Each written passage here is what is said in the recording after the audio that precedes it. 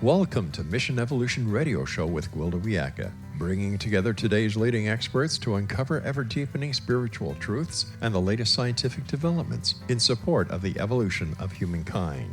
For more information on Mission Evolution Radio with Gwilda Wiyaka, visit www.missionevolution.org. And now, here's the host of Mission Evolution, Miss Gwilda Wiyaka.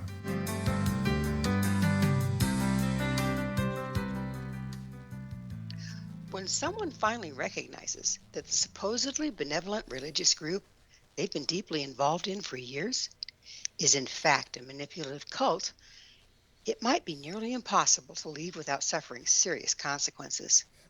Stay tuned for one man's harrowing escape. Mission Evolution Radio Show is coming to you around the world on the X-Zone Broadcast Network, xzbn.net. With us this hour to share his experience of escaping a cult is Don Johnson. Don, the author of Living a Conscious Life, is a former monk and business leader turned writer and executive coach. His spiritual quest began as a college student and led him on a 10-year journey where he lived in ashrams and taught meditation in North America, Europe, Africa, and Australia. In his 30s, he left the ashram. Why? His website, BeMoreConscious.com. Don, thanks for joining us on Mission Evolution. Thank you, Gwilda. Pleasure to be back. So you claim to have escaped a cult. How did you first become involved in the thing? Yeah, so, like you said in the beginning, when I was a young guy in college, we go back into, 1972, I was searching, and somebody told me about a young Indian guru who at the time was 15 years old, and I had a profound experience as I heard about what this person was telling me, and something inside of me just was really, really curious about what the offer was. And the offer was pretty simple. The offer was, I've got some techniques that can help turn your attention inwards, and through these techniques, you can experience inner truth, inner peace, call it what you might. And that's what attracted me, because that's what I really wanted at that time. I was just looking for something within me that was more meaningful and fulfilling than what I had been, doing over the last few years at school. And, one thing kind of led to the next, and I got very involved in the organization. And I can tell you more about that, in a moment. But suffice it to say that, my initial reason was the message that I heard was about bringing peace. And this was the message of Prem Rawat. And I can tell you a little bit more about him as we go forward as well. So, the message was pure, and it was embodied in, imagine how would you say this, the visual. You've got a young child professing to bring peace. There's innocence, it's purity, it's all those sorts of things. So, the package looked good from the inside, and the techniques that he taught weren't his. They're ancient techniques that have been used for many, many years by yogis in India, in different forms of practice. So he conveyed those techniques, and I found that the techniques actually helped. They worked. I would sit down to meditate. I felt great. So Don, Mm-hmm. He's a 15-year-old boy, right? Yeah. So Mm-hmm. who is Prem Rawat? What made Yeah. him tick? Yeah. I So mean, was he backed by adults? Was he put up to this? What? Yeah. So let me tell you the story, because I think you may find it interesting, and hopefully our listeners will find it interesting too. So we go back to Hardwar, India, which is in the north part of India near Nepal, and we'll go back into the 50s and the 60s, and there's a guru there. His name was Sri Hans Rawat, and this was Prem Rawat's father. So this man was teaching these techniques. He had a following in India. He passed away in about 1965. Prem Rawat was 8 years old, and he was the youngest of 4 brothers. And so when his father passed unexpectedly, there was a meeting, and in one room there was the mother and some other elders of the tribe, so to speak, and there was a discussion about who would fill his shoes. Typically in India, who would fill the shoes would be the elder brother. However, in another room, there was some influential younger followers of Sri Hans, and one of them in particular led a small group of colleagues, and they said, no, we're going to pick the young boy, Prem Rawat, and we're going to put him on the stage, and he's going to proclaim that he is now carrying on his father's work. And that's what they did. So he went on stage before the other group could interfere. And before they knew it, he was recognized by the thousands and thousands of followers that were gathered there to mourn his father's death. So from that point on, he finished his schooling in India. And then when he was about 12 years old, some hippies from Europe and America found their way to India, and they found him, and they became enamored with what they'd heard from him, and they sponsored him to come to the UK and the US. And when he came over there in 1971 and 1972, he discovered, of course, without too much of a surprise, that there was a big thirst for this, Eastern spirituality. And this was the time that, the Beatles were following Maharishi. There were other gurus. It was the time of peace, love, the, anti-war culture change, etc. So Prem Rawat became, he started to get a following in the US in those early days.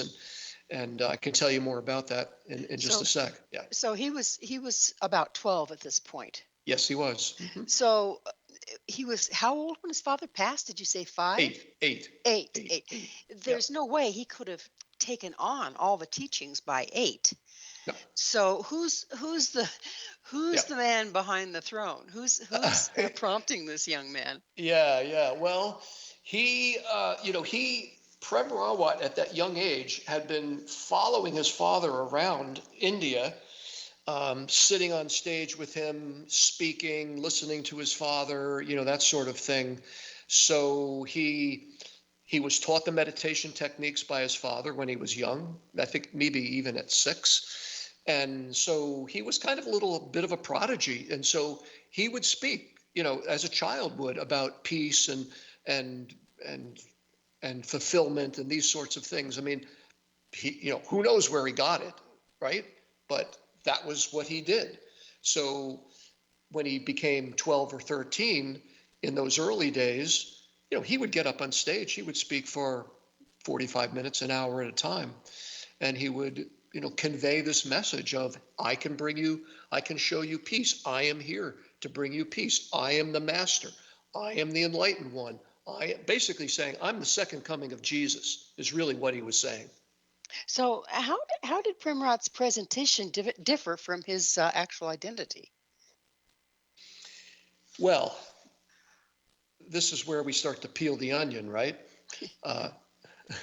Meaning, so here's a story that would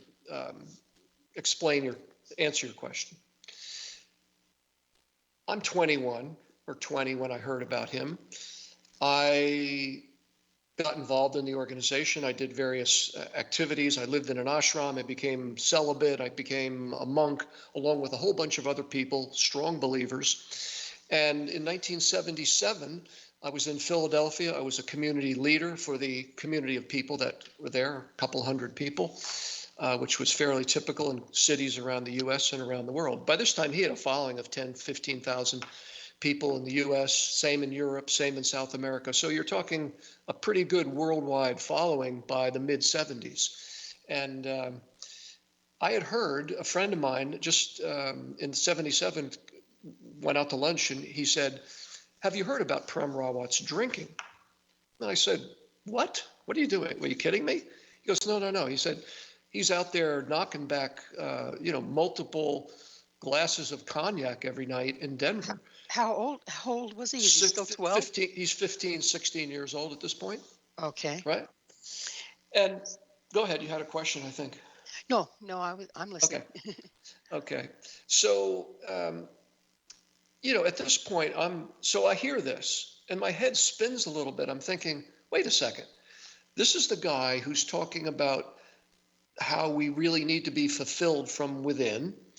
And this experience, it's called the knowledge, self-knowledge, if you will, is the kind of the output of these techniques, this knowing yourself.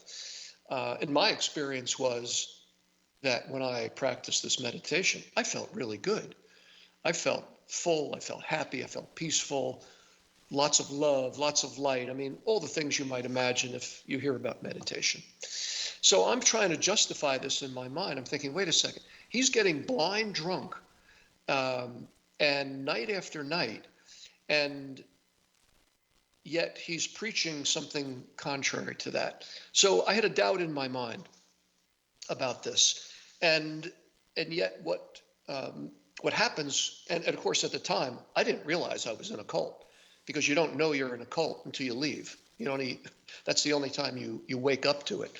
So I'm thinking, well, there must be something wrong with me, because lots of people, this guy that I had lunch with didn't seem to bother him at all, didn't seem to bother all the people that were around Prem Rawat who were waiting on him, so on. So I was puzzled by it, Gwilda. I really was. And then a month later, Prem Rawat asked me to come to Malibu and be one of his instructors. And this was to kind of replace the people that had come from India, mostly older men that had followed his father. In India, they were called Mahatmas, great soul. And these are people that on the guru's behalf would go out, speak, conduct sessions, select people to teach them the meditation techniques, this kind of thing. So it was a great honor. Well, we're going to have to leave a little bit of a cliffhanger here, because Cool. It's time for us to take a station break. Don and I will return very shortly, so don't you go away. This is Mission Evolution, www.missionevolution.org.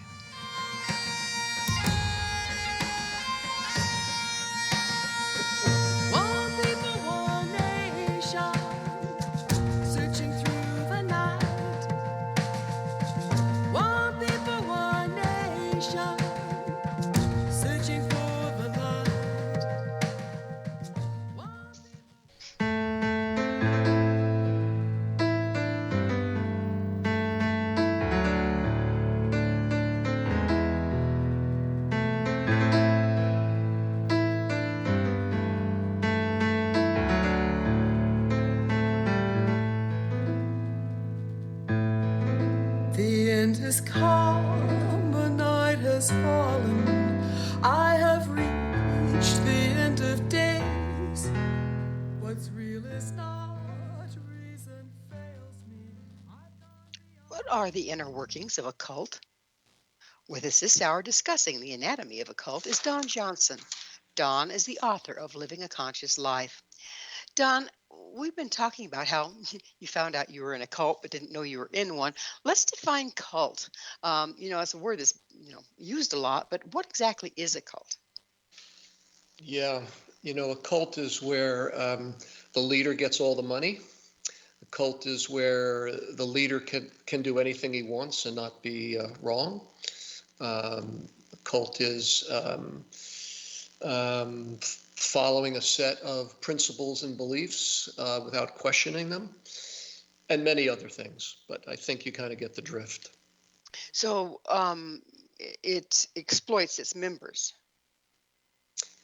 The members get exploited because they give their power away, and the cult leader professes to be something more than he is, which is what it was with the case in Prem Rawat. In other words, what you see is really not what's really there. There's a lot of, in the case of Prem Rawat, there's a lot of smoke and mirrors.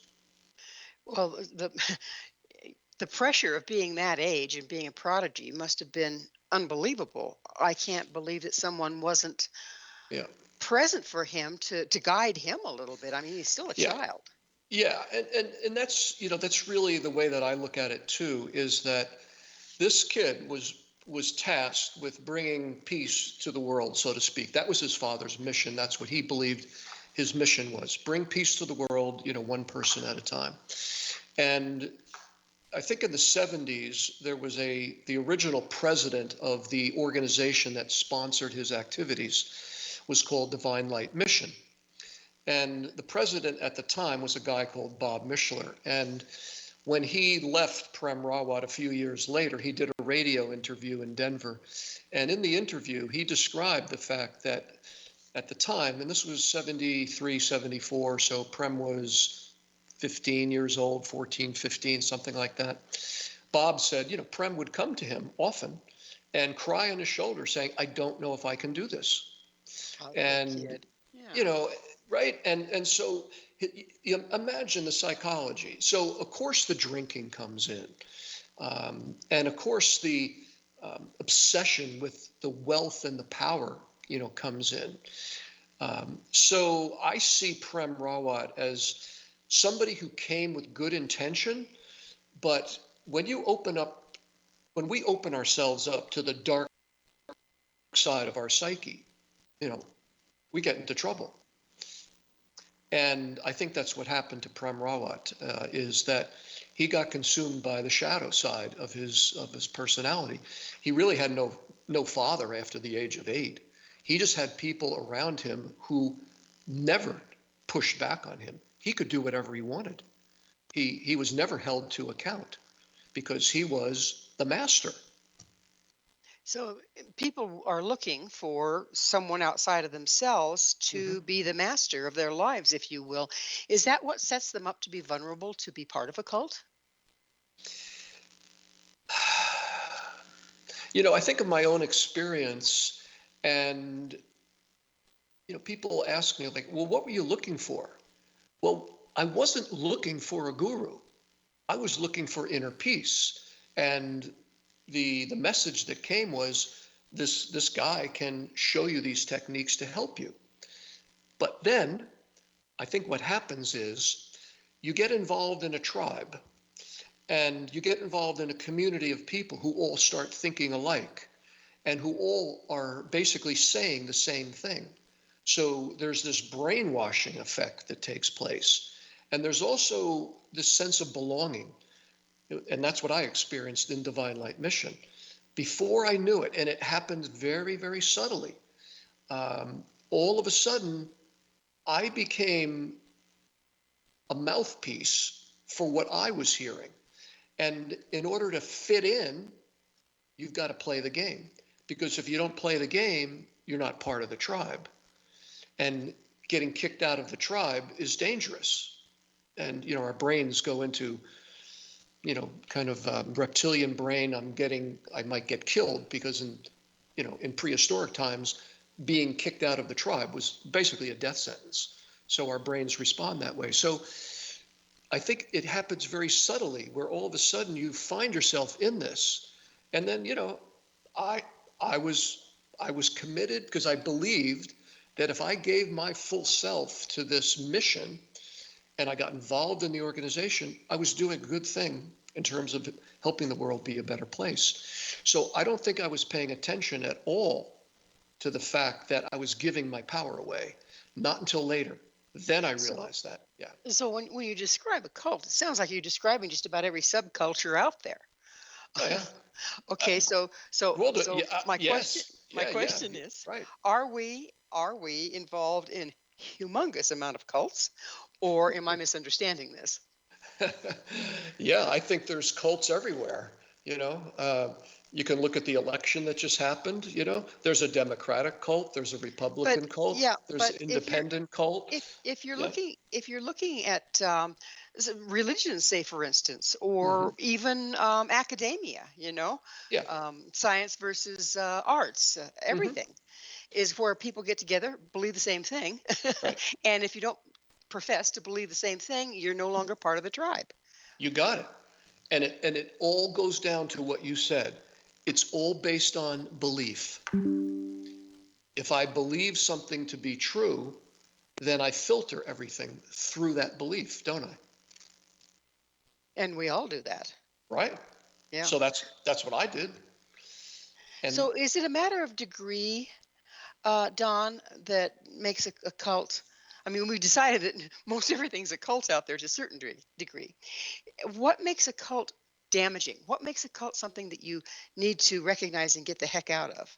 yeah, you know, for speaking for myself and also speaking for other people that I'm involved with who are now outside the cult, I would say this: you, the price that you pay when you give away your power is you lose your own power, and you lose the ability to stand up for what you really believe in, so to speak. So, for me, I look at it and go, well, what happened to me?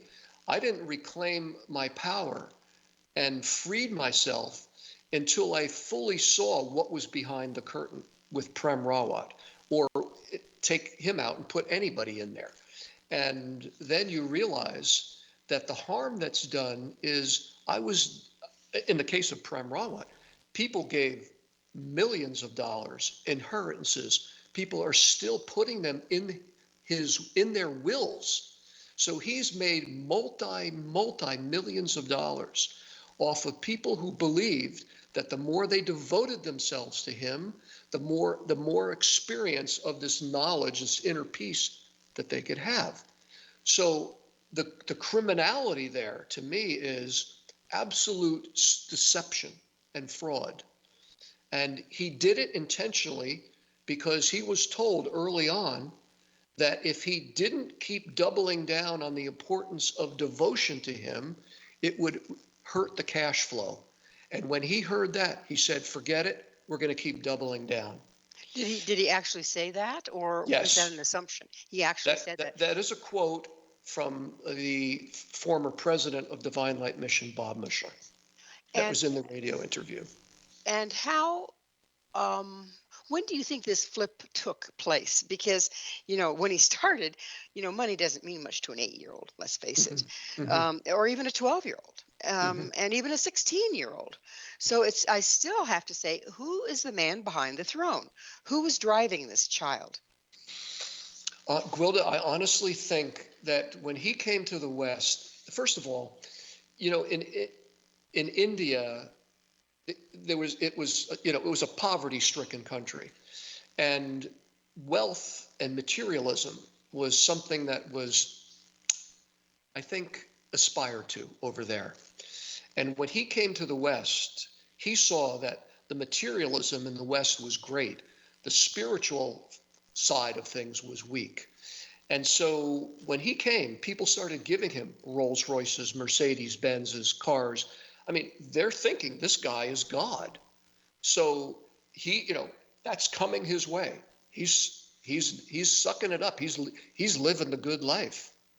And as I said, I think he got seduced by the whole thing. And, power corrupts, wealth corrupts. And once it started rolling, he's off and running. And now you've got bills to pay. Now you've got cars to buy, planes to buy, etc. So I think it became a self-fulfilling prophecy. It just took on a life of its own, honestly. There's a Native American concept. It's called Watiko, and I've interviewed a gentleman on it lately, and I know you know about it.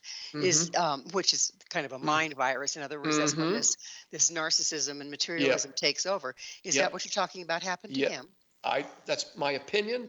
It's not a fact, but my opinion when I think about Watika, yes. And that's what I mean by consumed by one shadow. Because his behavior went off the rails. I mean, he not only did he drink, but then he would be abusive. And not only would he be abusive, he took joy in humiliating people for his own pleasure. He had affairs with female followers, so he used his position power inappropriately. And it went on and on. So, this is what the followers of Prem Rawat either don't want to know about or do know about, and they don't care because they justify it saying, well, he brought me peace. And and I just can't buy that. It's just there's a lot. He did a lot of good for many people, but he did a lot of harm for even more people who suffered because they gave away their young 20-year-old years or their inheritance or whatever you might want to, whatever they did, and some of them never recovered. So. Well, once again, it's time for another station break. Don and I will be right back to continue our discussion, so stay right there. This is Mission Evolution, www.missionevolution.org. Searching through the night, one people, one nation. Searching for the light, one people, one nation. Coming from the stars, one people, one nation. To heal this earth, I've been broken, shattered, cast to the wind. I am scattered upon the wind. I've been broken, shattered, cast to the wind. I am scattered upon the wind. I've been broken, shattered, cast to the wind. What's it like to wake up and realize you're in a cult? This is Mission Evolution, missionevolution.org. With us discussing the impact of cult mentality is Don Johnson. His website, bemoreconscious.com. Don, once you recognized it was indeed a cult, did you try to enlighten others that were also involved in this? At first, I had to sort things out myself, meaning when I kind of woke up in 2002, primarily after a lot of what I've been talking about came out on the internet, which is things I didn't know about, I had to wrestle with, like, what did I just do with my life? Kind of a question. Like, I'm sorry, how long were you in the cult at this point? Well, full time when I was from 1973 to 1984, I was in the ashram. So I was like very deeply involved. Mm-hmm. Then I left and I just started a new life. When I was 33 years old, I came out, I was dead broke, and I started a career and a family and so on. And I drifted away. I just didn't pay much attention to it because it was survival now. I had to fight for my own, life, so to speak. So in 2000, so I didn't really pay attention to Prem Rawat. I thought there was, something a little bit off, but I wasn't really sure what the whole story was. So in 2002, when I went to this online website and I read eyewitness accounts from Prem Rawat's right-hand man who knew everything and who resigned and left, he wrote, look, here, he parted the curtain. He said, this is what's behind the curtain. So when I read that, and I reported to this guy, so I was the president of the cult from 1980 till 1984, and I reported to this guy, and so I really respected him. So when I read his statements, I just said, oh, it's worse than I thought. It really was. So you've been having some inkling and decided it wasn't the place for you to be, but once this came out from this gentleman, then you started recognizing the depth of it? Yes, and there's more, which I'll get to. So this was the big eye-opener for me and a lot of people when the internet came out and there were early blogs and things like that. So I read this and my head kind of spun around like Linda Blair and the witch, what was the show? I think it was The Exorcist. The Exorcist, yeah. So my head's spinning around and I'm reading this going, are you kidding me? It was this bad behavior. So at that point, I just said, okay, what do I do? Like, did I all these things that coalesced and brought me in my life to this point where I thought this was it? How do I untangle all of that? So psychologically, it was a lot to unpack. And I did that work and I came to a place where I said, okay, he's flawed. The experience of meditation that I have is not flawed. For me, it works. I like it.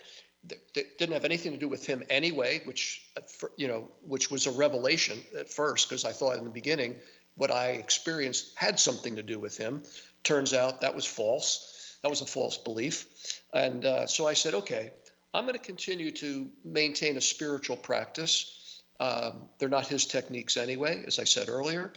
and I'm going to go ahead and live my life, but I somehow have to untangle mentally from the belief that this guy was somewhat special. And now I'm having to face the fact that the guy that I trusted and thought was special was actually nefarious and deceitful and full of deception. So I carried on with my life, Gwilda, up for years after that. I just said, I'm just going to live. I'm going to let it go. I'm going to move on. Then, because I'm going to answer your point about helping other people, then I started writing on medium.com in 2020.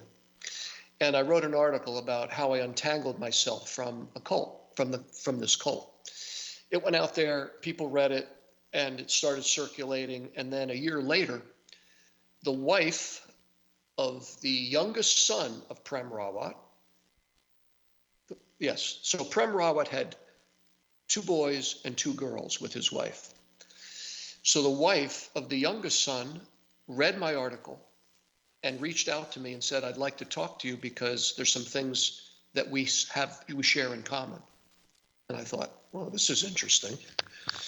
So I had a chat with this lovely woman, and we found that we had a lot in common. And she said, I need to tell you some things about how my husband, the youngest son, was treated by Prem Rawat. And I'm not going to go into a lot of detail here, but suffice it to say that he was mistreated badly by his father. And when I heard this, I said, wow, this is, again, worse than I thought. And so I went and I visited her, and then I became friends with the son. And I'm friends with him to this day. And when I met with them, I heard more about this, about his upbringing and how he lived. And then at that point, I said, final straw, I cannot keep my mouth shut any longer. So I'm going to continue to write, and I'm going to do the best that I can to bring the truth about Prem Rawat out to the world. So I wrote more articles on Medium, and started to spend more time talking with these 2 individuals and so forth. And I just said, you know what, I'm going to support you guys. And they've now become estranged. They've been cut off from the family. There's been difficulty in any reconciliation, and it's turned into a pretty unfortunate situation. And so I'm involved in a couple of projects to bring the truth about Prem Rawat out to the public.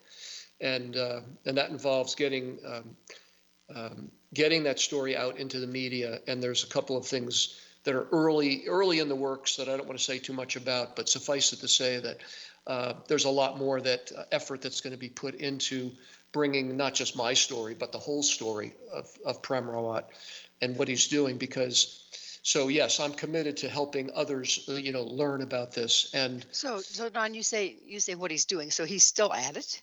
oh, Gwilda, he's still at it. And this is the thing that is upsetting to some people that have children, is that, particularly the husband and wife that I'm mentioning, is that he's now developed campaigns that reach into prisons. He's got campaigns that reach into school systems targeting children.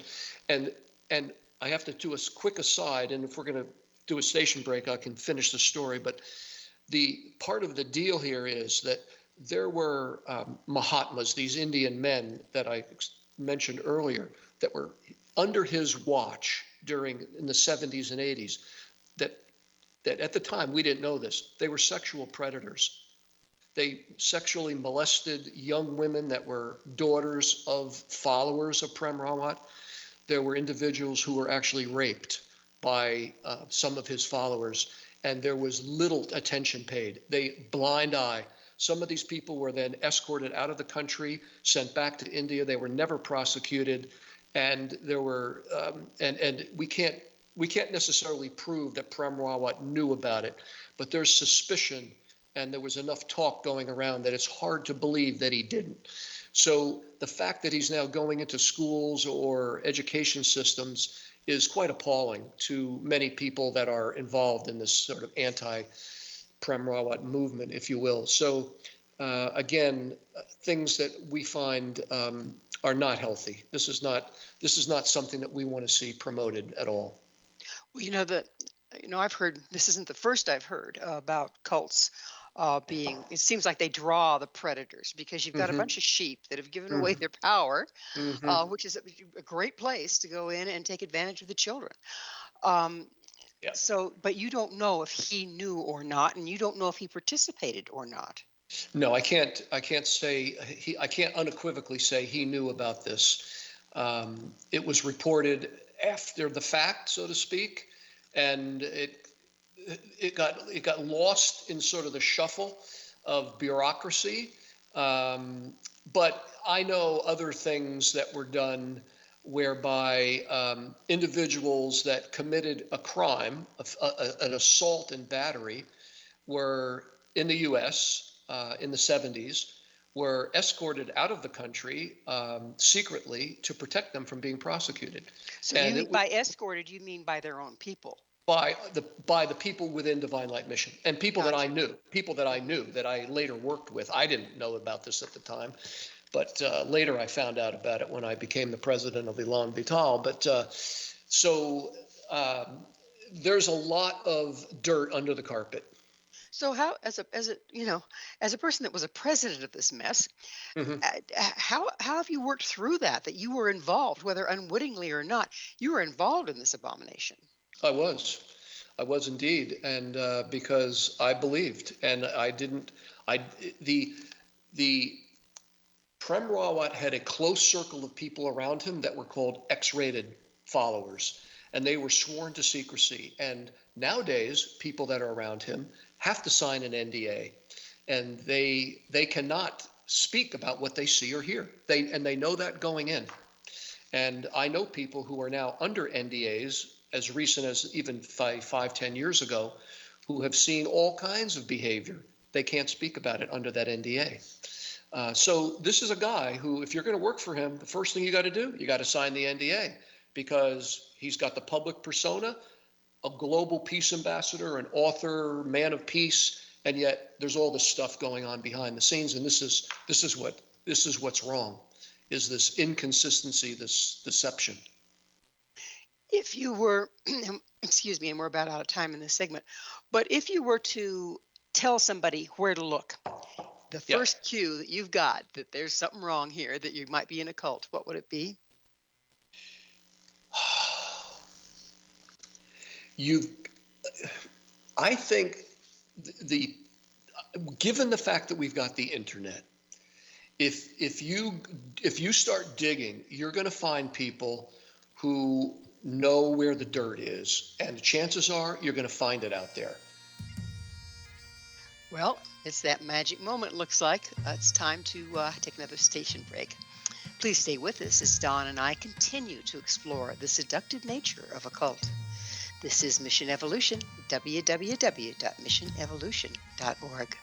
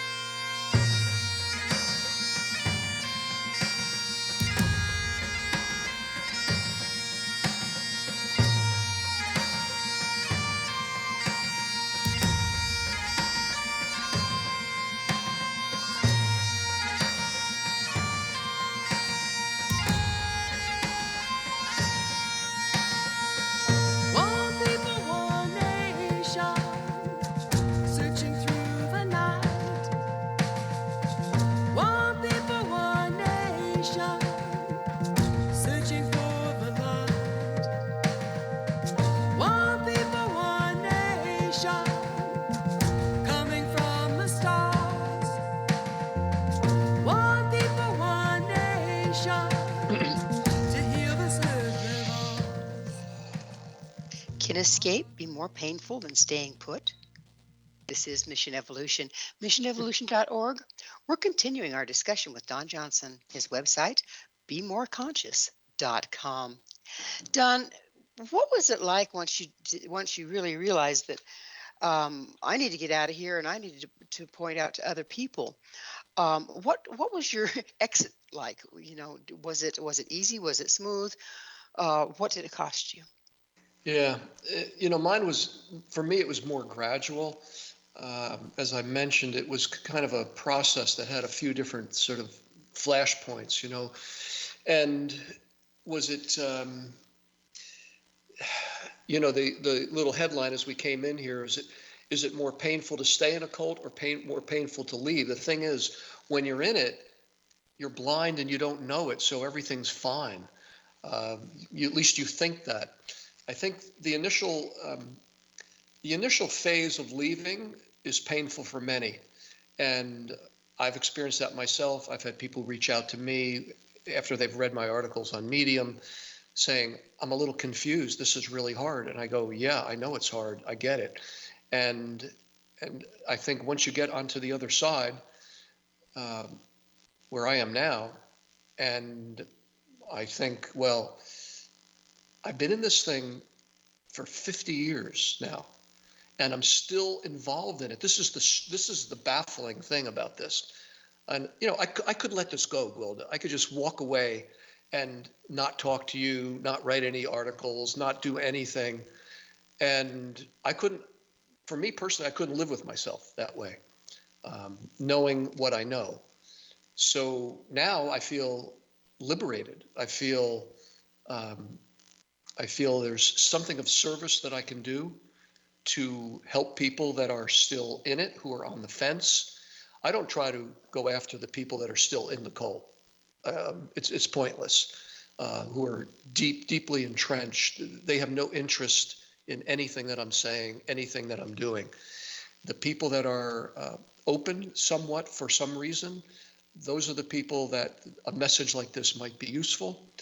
And for people listening that might be in a different cult or might be in some other situation whereby they're giving their power away, maybe this is a wake-up call to say, be careful. Be careful about what you believe. How do you know it's true? What do you think that a lot of cults have in common as far as what they're offering their people, that the people are willing to shut down their common sense? It's a hell of a question.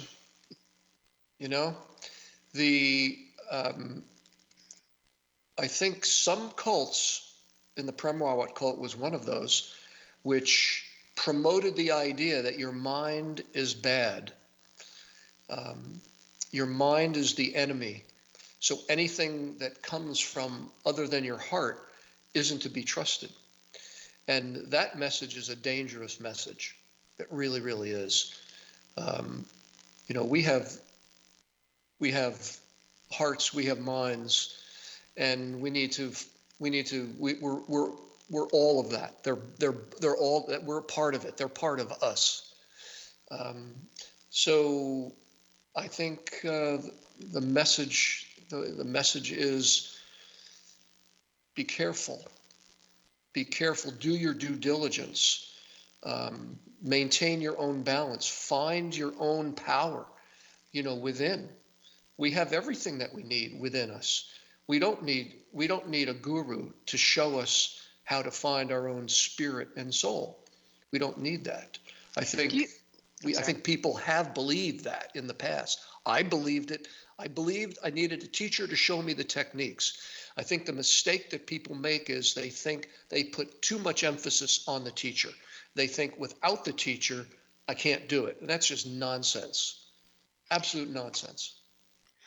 So very, very often does the teacher take techniques from someplace else, like Primrata did, that are good, standard, tried and true, ancient, and then associate themselves with it. This is my wisdom. This is my knowledge, and without me, you can't have it. Yep, that's what he did. That's what he did. So people have an inner experience and they see the guy on stage saying, hey, there's this inner experience, I can show it to you. And then they see all of his loyal followers saying the same thing. Hey, there's this amazing experience, and without Prem Rawat, the second coming, the master, then we would be nothing. You know, you must follow him, you must devote yourself to him. Then people start thinking, oh, well, so I'm connecting my experience internally, and then I'm projecting it externally, and I'm putting the whole things together, and I'm thinking now I'm connected to him.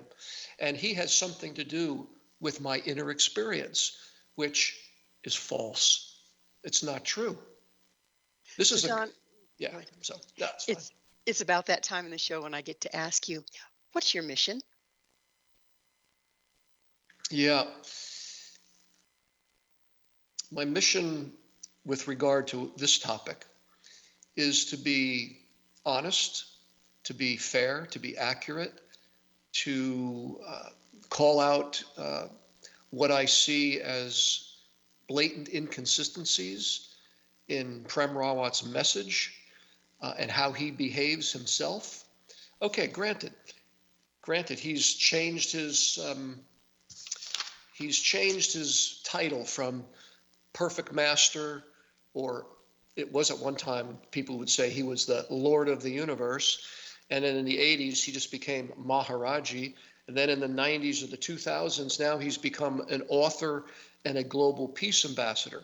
Okay, so he's changed his public positioning, but behind the scenes I know that people that are loyal followers to him still look at each other and go, they kind of give each other the wink, this little sniff test, and go, yeah, he can say all that, but we know what he really is. And recently, at a big event in Australia, he just said this: the coming and going of this breath is my blessing. Now, if that's not narcissistic, psychopathic, megalomaniac statement, I don't know what is. So yeah. Do you think that Prem Rawat is aware that he's a cult leader, or does he buy his own press? Oh, God. Oh, Lord, you ask wild questions, don't you? That's why you pay me the big bucks. That's right. I think, and I haven't listened to him a whole lot over the years, people tell me that he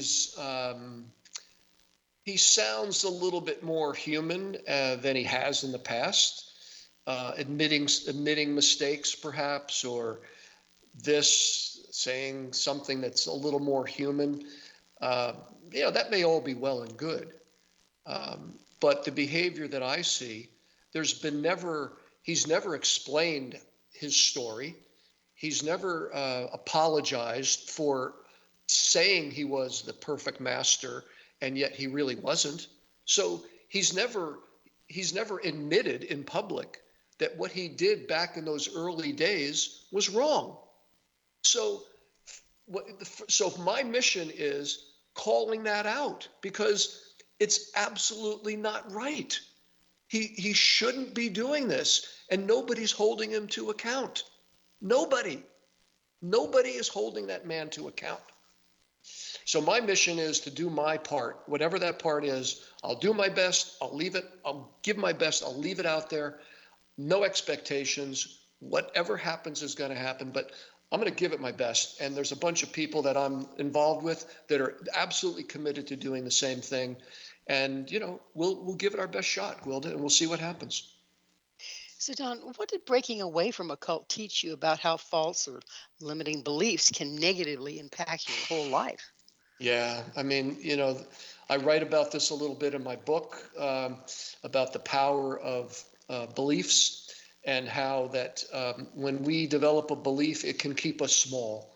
It can keep us down. And I encourage people to discover where your false beliefs are, and get them out, write them down, do whatever is needed, so that you can live a life that's full, that's rich, that's conscious, that's, that you can search for the best of what's possible.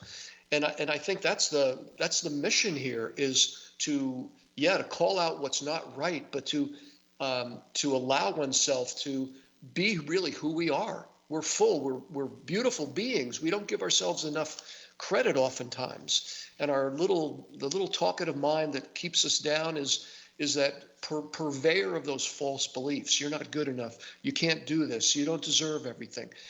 Those stories are beliefs that have no place in anyone's life. We're beautiful beings, and I think we just need to celebrate our beauty, the power that we have as humans to do good in this world. That's really what I hope we can all strive for. Do you believe that it's shutting down from being open to new information that makes you more vulnerable to a cult? Yeah, I do.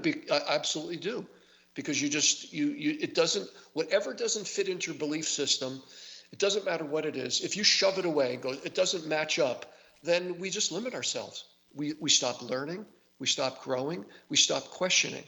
And I think when we stop questioning, we start losing, our humanity. Without being curious, I think we just become stale. We become brittle. And quite exploitable as well. And quite exploitable. Yep, you got it. Mm-hmm. Well, unfortunately, Don, we could go on forever, but we are out of time. Thank you so much for coming on the show and being the brave person you are to share this. My pleasure, Gwilda, and thank you for creating this platform for this kind of dialogue to occur. It's really important. Thank you. Thank you. Our guest this hour has been Don Johnson, the author of Living a Conscious Life. To find out more about Don, visit his website, bemoreconscious.com. This has been Mission Evolution with Gwilda Wiyaka. To enjoy past archived episodes, visit missionevolution.org. But please, be sure to join me right here next time. This mission will continue, bringing information, resources, and support to an evolving world. Nation.